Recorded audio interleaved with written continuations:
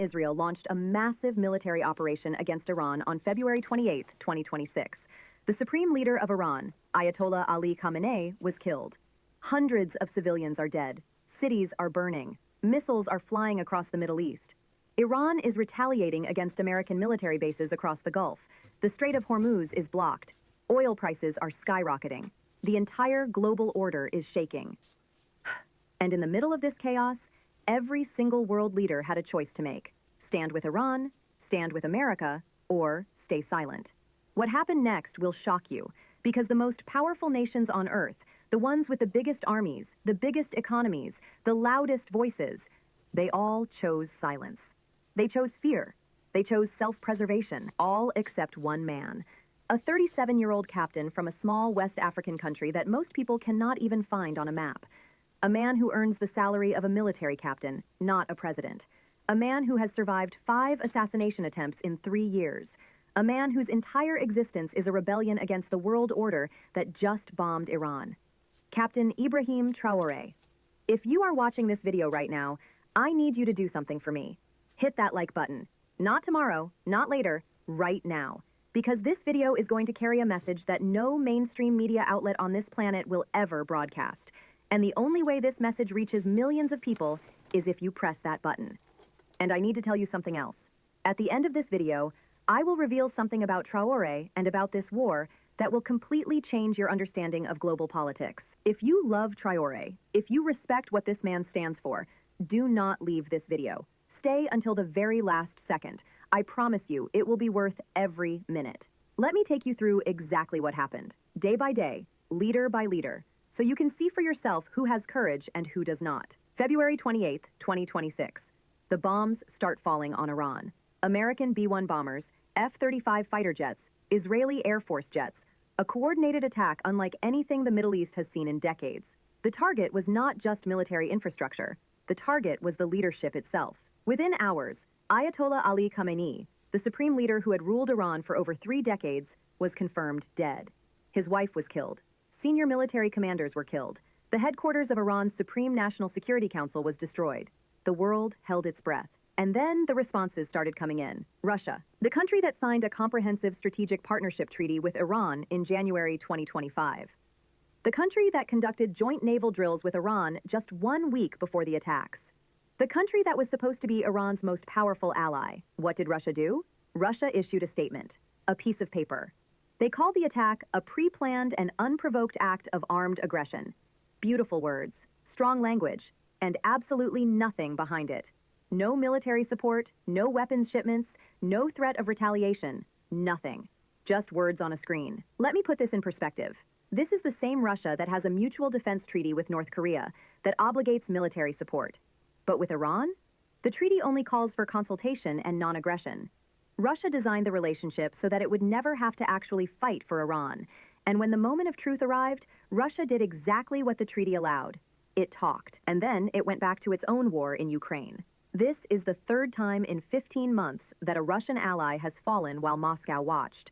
First, Assad in Syria was overthrown in 2024. Russia could only offer him asylum. Then Maduro in Venezuela was captured by American forces in January 2026. Russia could only condemn. And now, Iran. The supreme leader killed. And Russia can only issue statements. So let me ask you a question. What is the point of being allied with Russia if Russia never shows up when you need it? Now let us talk about China. China is Iran's biggest economic partner. China purchased more than 80% of Iran's shipped oil in 2025. China signed a 25-year cooperation agreement with Iran in 2021. China has deep economic interests in the Middle East. What did China do? China's foreign ministry spokesperson said that Iran's sovereignty should be respected. China called for an immediate stop to military actions. China said dialogue and negotiation should be pursued. China condemned the killing of Khamenei as a violation of the UN Charter. Beautiful words, responsible language, and, just like Russia, absolutely zero action behind it. No military support, no weapons, no threat of consequences. When journalists directly asked China's spokesperson whether China and Russia were considering providing military support to Iran, the spokesperson said, "I have no more information to add." No more information to add. Iran is being bombed. Its leader is dead, and China has no more information to add. This is the reality of the so-called multipolar world order. When the bombs start falling, the new poles of power collapse into the same position. Strongly worded statements and zero action. Now, let us talk about North Korea. On March 1st, Pyongyang issued a foreign ministry statement condemning the attacks as an illegal act of aggression. They called it the most despicable form of violation of sovereignty. Strong language. Stronger than what they said about Venezuela. And on March 5th, Kim Jong-un personally oversaw cruise missile tests from a brand new naval destroyer. The timing was clearly a message. Some media outlets have reported that North Korea offered to supply missiles to Iran if Tehran requested it. Social media exploded with this claim. But here is what the fact-checkers found. There is no verified, on-the-record declaration from Kim Jong-un personally promising to send missiles. The viral claims appear to be based on interpretation of broader North Korean rhetoric, not a direct quote. So even North Korea, the country that the entire world considers the most unpredictable and aggressive, even North Korea stopped short of offering concrete military assistance to Iran. Now let me tell you about some other responses. Pakistan condemned the attacks, but also condemned Iran's retaliatory strikes against neighboring countries. Massive pro-Iranian protests erupted in Pakistan's northern cities. The Pakistani army was deployed to suppress the violence. But the Pakistani government itself? Sitting on the fence. Trying not to anger anyone, Spain did something interesting. Spain refused to allow the United States to use its military bases for operations against Iran. The Spanish Prime Minister condemned the American military operation. And what did Trump do? Trump threatened to cut all trade relations with Spain. That is what happens when you say no to America. Even a NATO ally gets threatened with economic destruction. Brazil, Chile, Norway, Malaysia, Kazakhstan, they all opposed the attacks. But opposition meant statements, condemnations, UN speeches, nothing more. The United Nations Security Council met in emergency session on February 28th. And what happened? Nothing. No resolution, no vote, just speeches. Because the United States has a veto. And the United States will never allow the Security Council to condemn its own war. So here is the picture.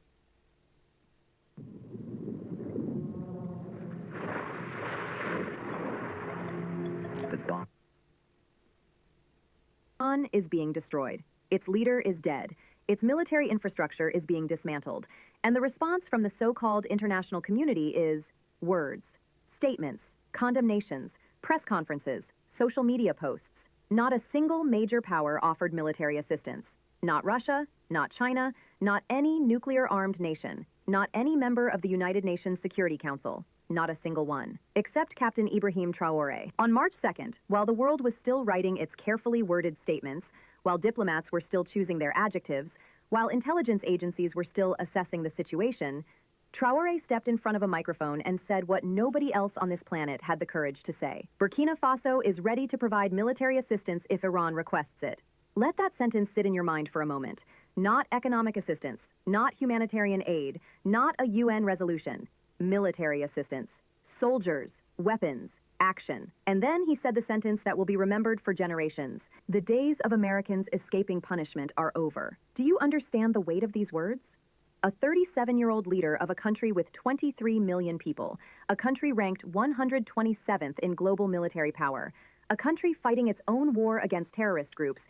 That man looked at the most powerful military machine in human history and said, "Your days of impunity are over." Russia could not say it. China would not say it. North Korea hinted at it but never committed. Pakistan tried to play both sides. Spain said no to the bases but stopped there. Traore said, "We will send soldiers." Now, some people will say this is symbolic. Some analysts have already pointed out that Burkina Faso has approximately 12,000 active soldiers, and that the country is already fighting an insurgency. Some Western media outlets have mocked the offer. One headline read, "Burkina Faso's army vows to save Iran because 12,000 troops will surely stop the U.S." Let me address this directly. Because this criticism reveals everything that is wrong with how the West sees Africa and how the West sees courage.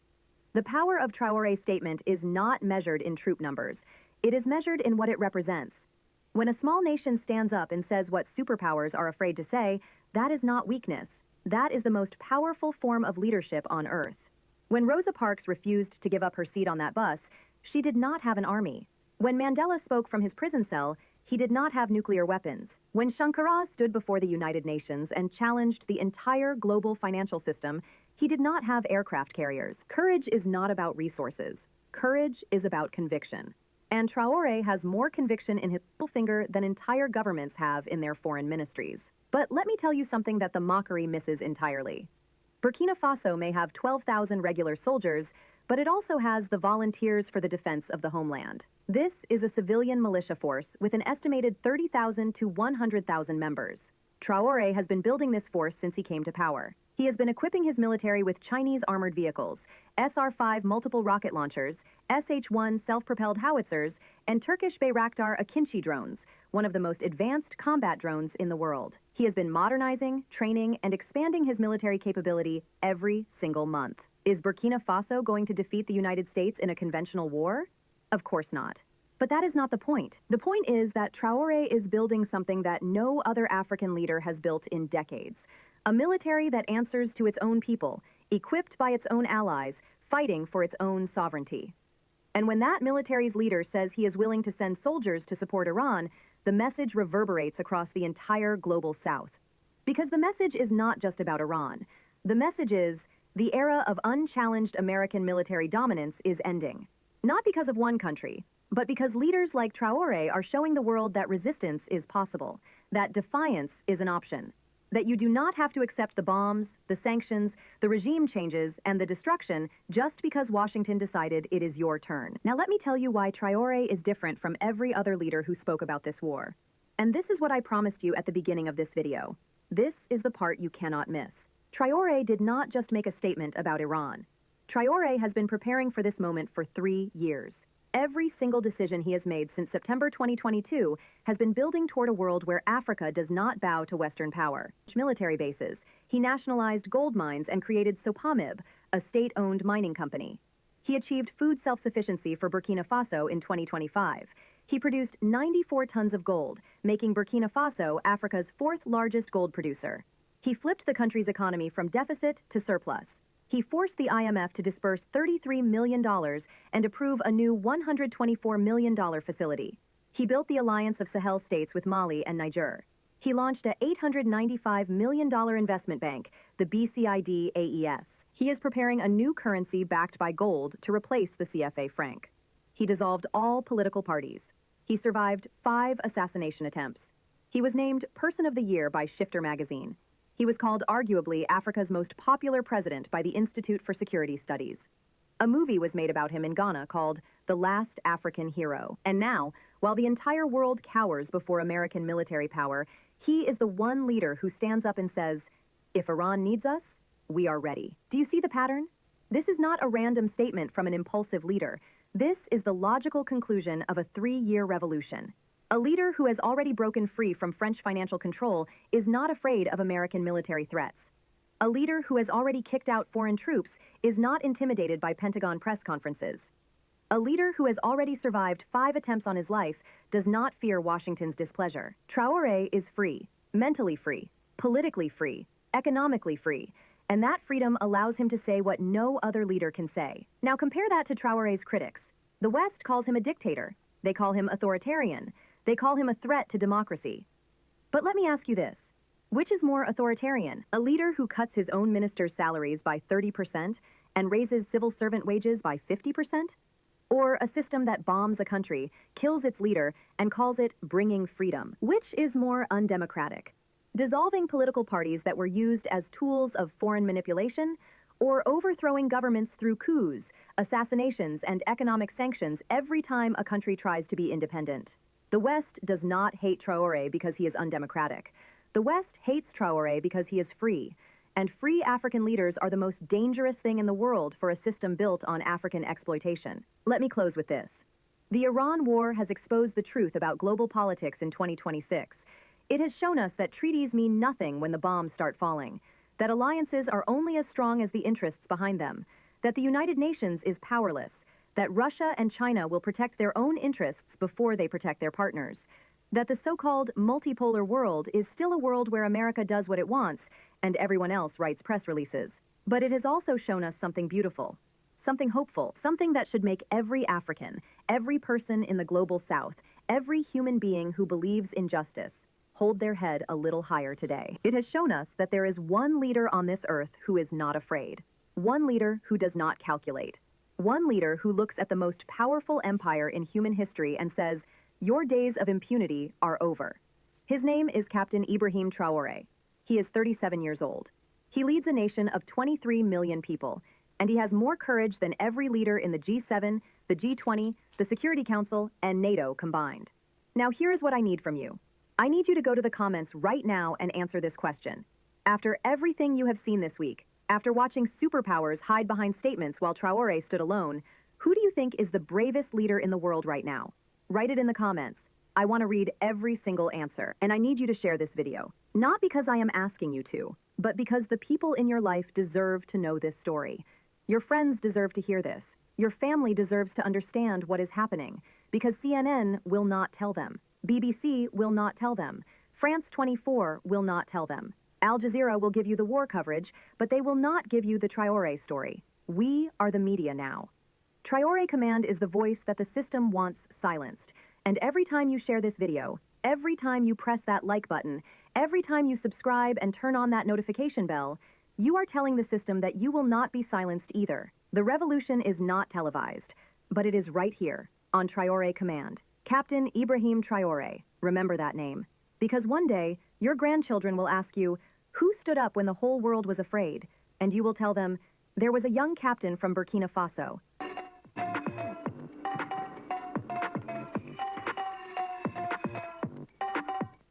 Every day, millions of hard-working foreign nationals need a safe, fast, and affordable way to send money home to support their lives. He was not afraid. Let me tell you one more thing before I go, because I think it is important. There is a pattern in history.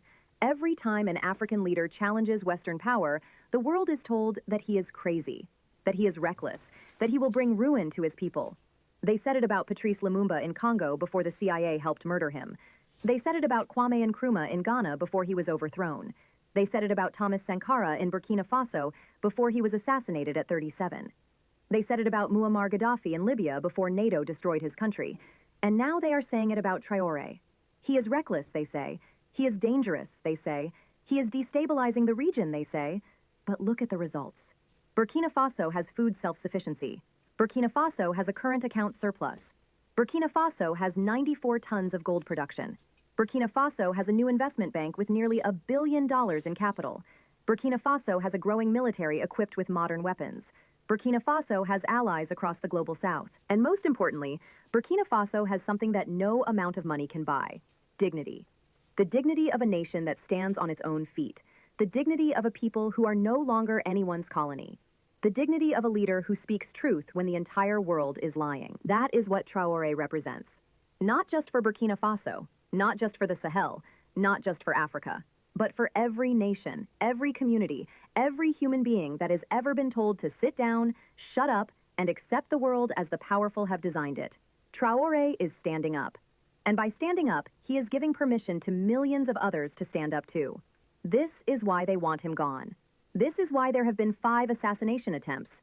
This is why Western media writes article after article attacking him. Because a free Africa is the end of a system that has profited from African subjugation for 500 years.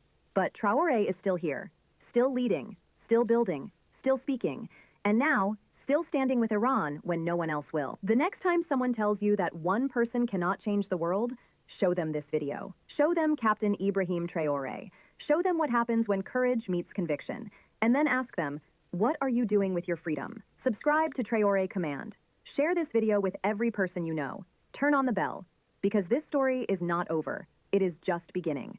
And you are part of it now. From Traore Command, with love and defiance. Until next time.